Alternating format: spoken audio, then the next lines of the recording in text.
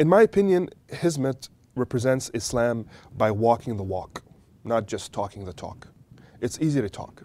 It's easy to throw hadith at someone, or mention an ayah, or do the tamtama. The educational from the perspective of Muslim organizations.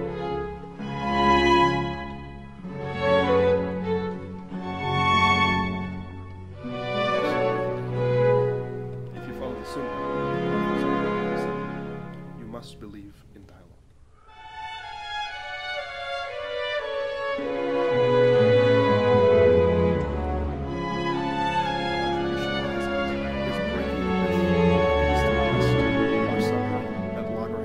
Somehow inherent.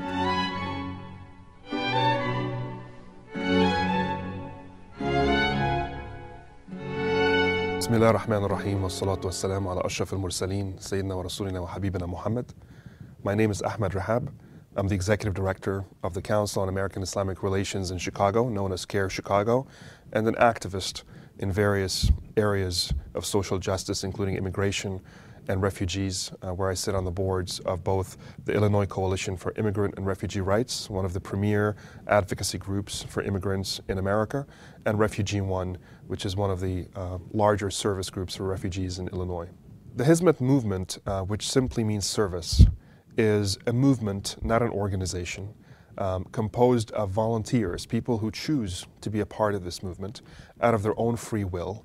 And that, I think, is the strongest element about this movement, is that people are inspired into it. They're not conscripted. They're not recruited. They are inspired into wanting to be part of this movement, which is a movement for social change through three elements: education, believing that ignorance is the enemy. It isn't a particular group of people. It isn't a particular faith tradition or race. To the contrary, these views are shunned, ignorance being the common enemy of mankind. Poverty is another problem, and so there are groups and charities within the Hizmet that help alleviate suffering that arises from poverty all over the world. And then lastly, dialogue, because basically dialogue shatters the myths that silence creates. And so when we shine the light on each other's faces, we see the features. Instead of living in dark silhouettes and shadows, we begin to understand the realities of who we are through this dialogue. So the Hizmet works in these three areas, in my opinion, top-notch, both in terms of content and aesthetics, whether it's the schools or the charities or the interfaith and global fellowship organizations. Hoj Effendi, or Mr. Fethullah Gulen, as he is known, Hoj Effendi within the Hizmet, is, in my opinion, one of the most important leaders in the world today. Because his leadership style is so unique, yet so effective. He teaches through example, not through just words or through forcing someone to do something. To the contrary, he inspires people into change. And he does that through living the example himself, which is the prophetic way. The Prophet Muhammad ﷺ, transformed the world through living the values that he preached. Hoj Effendi is an enigma of sorts. He's a simple man, he's a modest man, he's a humble man. From his beginnings up until now, he started off helping the students and cleaning their rooms and their beds, and he was a very humble individual. Until today, he still dresses in the same way and has the same personal property, and yet he is at the top of a movement that is changing so many problems in the world, and he hasn't lost his sense of humility. He, I think, is a leader because he changes the individual first. He builds the individual. Most organizations and most movements and most leaders are looking for followers. Hoj Effendi is not looking for followers. He's looking to create leaders. Each person becomes a leader in their own life, in their own families, in their own communities.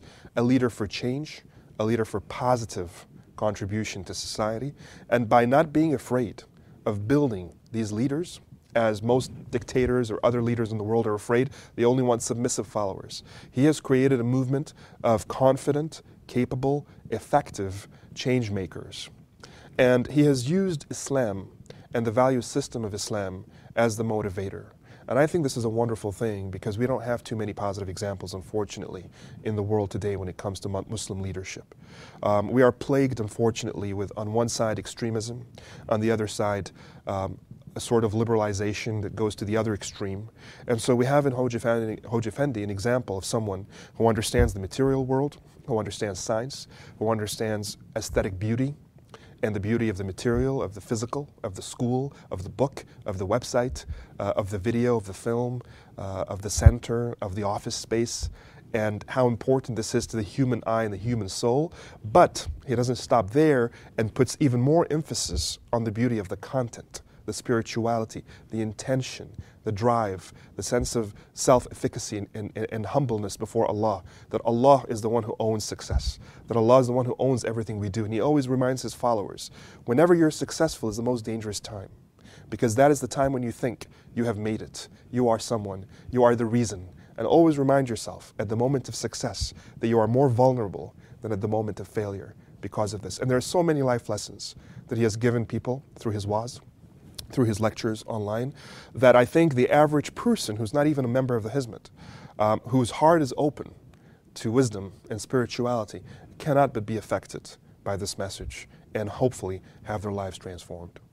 The most important single contribution of the Hizmet is breaking the myth that the East and the West are somehow at loggerheads, somehow inherent enemies, which is a thought or an idea that is born out of the 20th century ideologies, but has its roots in much, much older times, emerging from the Crusades onwards. And it has really culminated in many confrontations between the East and West and bad blood between the East and West. And on the Muslim side, it is true that parties are guilty of this with these quote-unquote Islamist ideologies and nationalist ideologies that emerged in the 20th century. Also, obviously, on the West side with Islamophobia and with xenophobia and with colonialism and all of these other problematic ideologies and behaviors. And so this is the sort of world we found ourselves in, this notion that the East is its own animal and the West is its own, and they're completely at odds with each other. Hoja Effendi came along, and without losing the Islamic identity, and this is the most important point, remaining authentic, completely authentic in the Islamic tradition and the Islamic scholarship, he was able to reach out and explain and show through dialogue, through education, through interaction, that there's no such thing as a schism between the East and West, that this world is one. Human beings are one. Their problems are one. They cry in the same language. They laugh in the same language. It is people who make these differences between us. They're artificial differences. And that once we're able to cross and overcome these differences through humility, through open-mindedness, through dialogue, through cultural exchange, through trips to Turkey and trips to the United States and vice versa, through education, we find that we have much more in common than we have in difference. And it isn't to brush aside the problems that exist. These are to be dealt with, but they are then dealt with in the frame that we are one humanity rather than two sets of humanities, which is an absolutely fallacious idea. In my opinion, Hizmet represents Islam by walking the walk, not just talking the talk. It's easy to talk. It's easy to throw hadith at someone or mention an ayah or do the tamtama, the subhanallah, mashallah all the time, or dress in a certain garb that looks pious.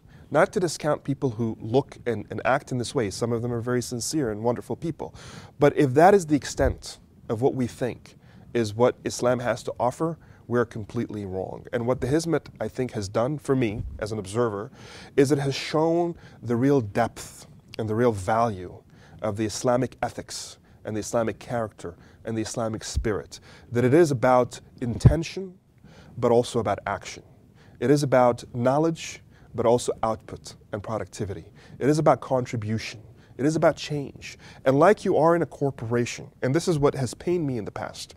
You look at Motorola or Coca-Cola or Mercedes, and these corporations, they have very high levels of performance, they have high levels of aesthetics, they have high corporate standards, ethical and work ethics, et cetera, but also they measure their success.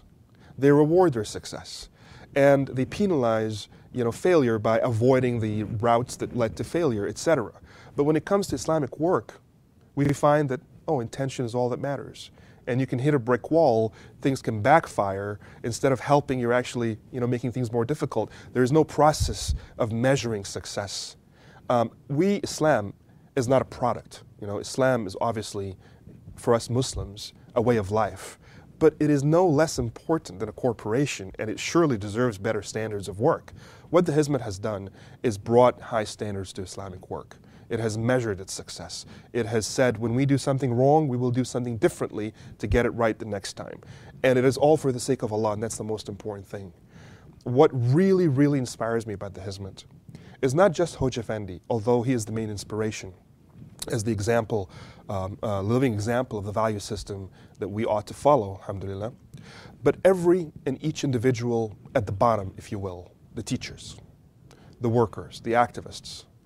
Whenever I run into any of them, whether in Belgium or in Australia or in Turkey or in Egypt or in Kenya or in Chicago or in Los Angeles, anywhere in the world, it is as if I'm meeting the same person in terms of the same level of humility, level of hospitality, level of welcomeness, level of productivity, level of, I hate to say it, but poverty, the sense of, they're not looking to amass money, they're looking to give away what they have and work for the sake of Allah. This very humble and sincere, widespread character is, I think, what makes the Hizmet so incredibly unique. And you can't beat that. You can't beat the human spirit when it has nothing to lose. It has everything to give. When you make a movement like this, it will move mountains. It is more wealthy than billions. It is more powerful than armies. And it is out to create peace. It is out to act against hate and aggression. It is a wonderful thing for the world. And if more people knew about it, I think they would be in love with it just the way I am. What I think is unique about the Hizmet versus other Muslim movements around the world is that people who work in the Hizmet always assume that they don't know until they learn. They ask questions. They listen. They want you to speak more than they want themselves to speak. They want to listen more than they want to speak. That makes them very good students. I think the real power of the Hizmet is in that its activists and its workers are really good students. When you're a good student, you get the right information. And when you get the right information, you're able to, hopefully, with good judgment, make the right decisions. And you're able to contribute and be more successful in your contributions.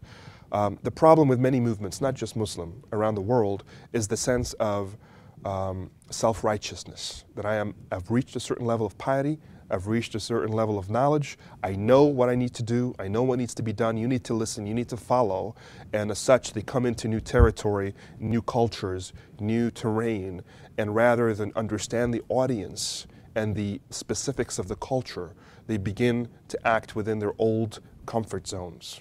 And what this creates sometimes is a situation that backfires, where people are turned off and put away. And if you look at the prophetic example, every prophet, we are taught in the Quran, every prophet had certain criteria. One of the key criteria of a prophet is that he speaks the language of the people that he is sent to. And this doesn't just mean German in Germany, or Japanese in Japan, or Chinese in China, or Arabic in Arabia, but it also means the cultural specifics, the context of the language, the ideas, the politics, the humor, and the social constructs. That needs to be understood. Hizmet is very good at understanding and listening and thinking and analyzing, and not just acting out in the same comfort zones. I think that the Hizmet movement is making a tremendous contribution to world peace, and I think that Gulen has inspired them to be concerned about world peace. The Hizmet has done more for the image of Turkey around the world than the actual State Department of the Turkish government. Through the dialogue work, through the schools, through the charities, the Turkish flag is almost always there.